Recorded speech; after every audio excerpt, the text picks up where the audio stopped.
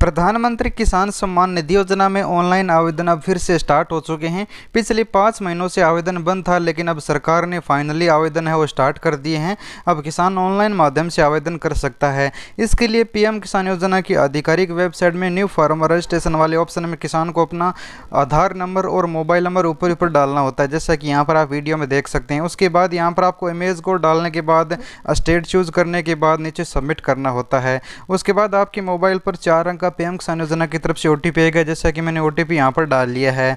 अब ओटीपी डालने के बाद फिर से इमेज कोड डालना होगा, जो कि साइड में आपको इमेज कोड दिखा रहा है, और सबमिट करना होगा। मैं आपको ऑनलाइन पीएम किसान योजना में रजिस्ट्रेशन का पूरा प्रोसेस बता रहा हूँ, और आप इस योजना में आवेदन करके सालाना 6000 रुपये अभी आप ले सकते हो। तो नए आवेदन स्टार्ट हो चुके हैं, जल्दी से जाकर आप आवेदन कर सकते हैं।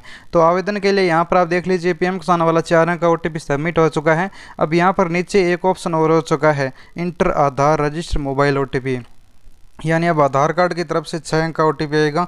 इतने दिन ना ही तो ओटीपी आ रहा था, यहाँ पर टेक्निकल ग्लिच दिखा रहा था, लेकिन आज ये प्रॉब्लम सॉल्व हो चुकी है।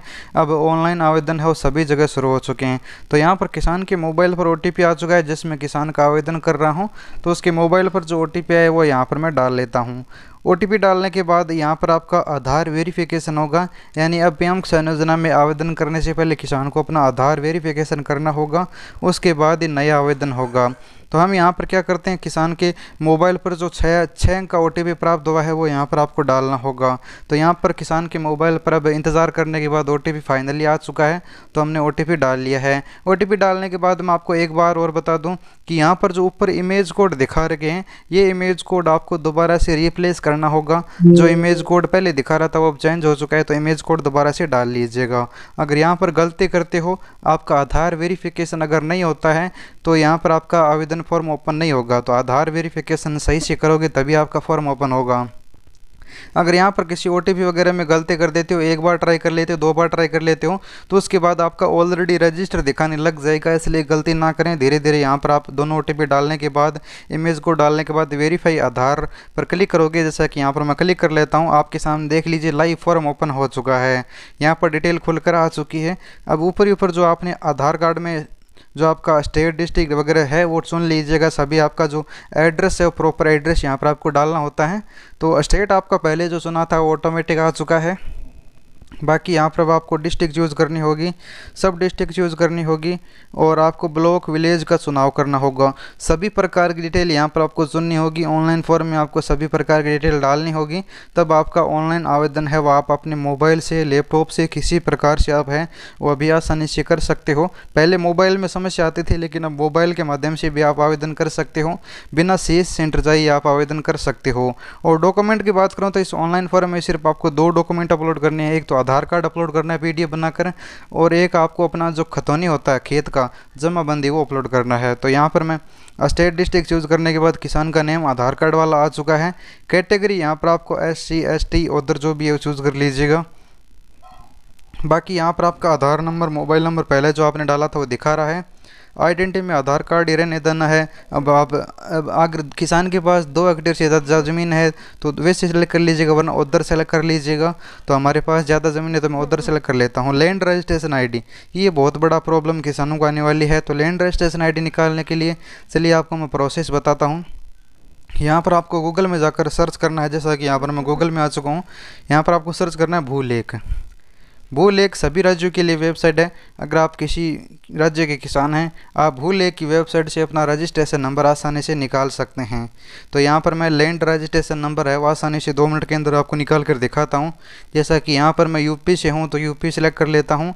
उसके बाद जनपद चूज़ कर लेता हूँ, तहसील और ग्राम का चुनाव करके आपको अपना जो लैंड रजिस्ट्रेशन यानी लैंड ID है वो निकाल कर दिखाता हूँ। अब यहाँ पर आपको अपना खातेदार का नाम से भी खोज सकते हैं, खाता संख्या से, खसरा संख्या से।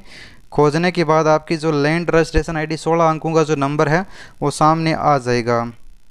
इसे ही हम लैंड रजिस्ट्रेशन आईडी बोलते हैं। तो यहाँ पर देख लीजिए, मैं आपको एग्जांपल के तौर पर दिखा रहा हूँ। मैं किसी भी किसान की कोई डाटा लीक करके नहीं दिखा रहा हूँ। तो यहाँ पर जो आपका अगर किसी और भी राज्य से किसान है तो वो भी इसी प्रकार निकाल सकते हैं। हर एक राज्य की अलग अलग भूलेख की वेबसाइट होती है। तो यहाँ पर जो नंबर्स हमारे सामने है इसे मैं कॉपी कर लेता हूँ। यही हमारे लैंड रजिस्ट्रेशन ID नंबर है। तो यहाँ पर ये हमें कॉपी करना है और हमें ऑनलाइन पीएम किसान योजना के फॉर्म में ले जाकर डाल देना है। तो यहाँ पर अब आपको इस लैंड रजिस्ट्रेशन ID यहाँ पर कॉपी कर देना है। तो यहाँ पर मैं इसे पेस्ट कर देता हूँ, कॉपी किया जो नंबर है। तो हमारी लैंड रजिस्ट्रेशन ID का काम कंप्लीट हो चुका है। नीचे राशन कार्ड नंबर डालना होगा। तो पीएम किसान योजना में अब राशन कार्ड भी नंबर अनिवार्य हो गया है। राशन कार्ड होना ज़रूरी है, किसान के पास है, राशन कार्ड में नाम होना ज़रूरी है। दूसरा, यहाँ पर मानधन योजना में हो तो ठीक है, वरना नो सेलेक्ट कर लीजिएगा। अब किसान को ज़मीन की डिटेल डालनी होगी। ज़मीन की डिटेल में यहाँ पर किसान को खाता नंबर, खसरा नंबर और कितनी ज़मीन है वो हेक्टेयर में डालनी होगी।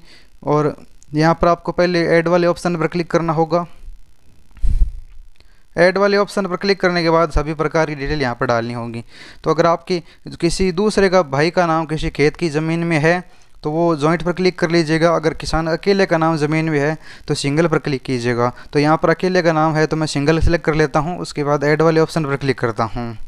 उसके बाद नीचे यहाँ पर आपको सर्वे नंबर, खाता नंबर, अब आपकी जो ज़मीन का पर्चा है उसमें आपको खाता नंबर मिलेगा, वो डाल दीजिएगा। और खसरा नंबर भी आपका होता है, वो डाल दीजिएगा। अब आपकी ज़मीन कितनी है वो सिर्फ यहाँ पर हेक्टेयर में डालनी होगी।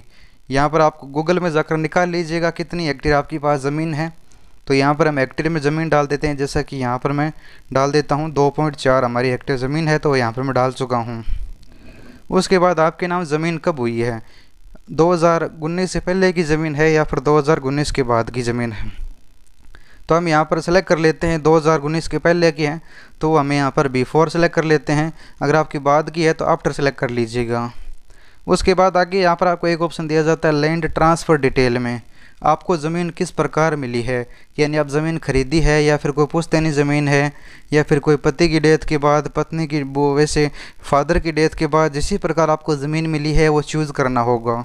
तो यहाँ पर आपको बहुत सारे ऑप्शन मिल जाते हैं। जैसा कि यहाँ पर मैंने डेथ ऑफ फादर चुन लिया है। अब यहाँ पर आपके फादर के जो आधार नंबर है वो भी आपके पास उपलब्ध है तो वो भी डाल दीजिएगा। यहाँ पर उनका आधार नंबर डालोगे तो वो ऑथेंटिकेट हो जाएगा। तो अब यहाँ पर ज़मीन किस दिन आपके नाम हुई है तो यहाँ पर वो डेट डालनी होगी जिस दिन आपके नाम ज़मीन हुई है। यहाँ पर लैंड स्टेटस में डेट डालनी होगी। तो यहाँ पर मैं डेट डाल लेता हूँ। उसके बाद नीचे यहाँ पर आपको पट्टा नंबर आपके पास है या फिर नहीं है। तो हमारे पास पट्टा नंबर है तो यस कर दीजिए, वरना नो कर दीजिए।